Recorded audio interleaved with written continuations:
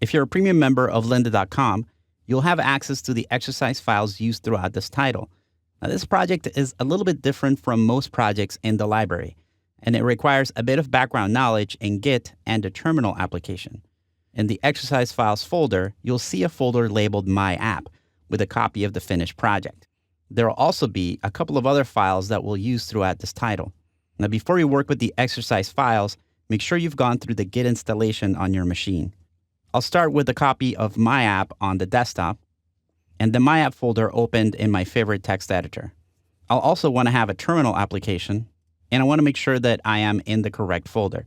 So if you've placed the My App folder on the desktop, you would do cd:/desktop/My App. To take a look at all the branches, you can use the git branch command. That'll show you a list of every single one of the branches for this project. All these branches are a version of what the project looked like at the end of each video. If you want a copy of what the project looked like at the beginning of a video, just go to the previous branch. You can check out any of the branches using the git checkout -f and then the name of the branch. Let's take a look at what the project looked like at the beginning of the second chapter in the first movie.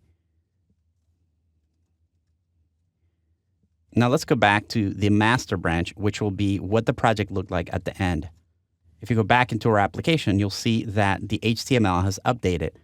The -f option is going to ignore any changes that you've made as you play around with the project and take you directly to how a project looked like at the end of a video. Once again, the chapters are sequential, so if you want to go to how the project looked like at the beginning of the video, just check out the previous branch. If you're a monthly member of lynda.com, you don't have access to the exercise files folder, but you can follow along on GitHub. In this GitHub branch, you'll see a copy of the master branch at the end of all the videos.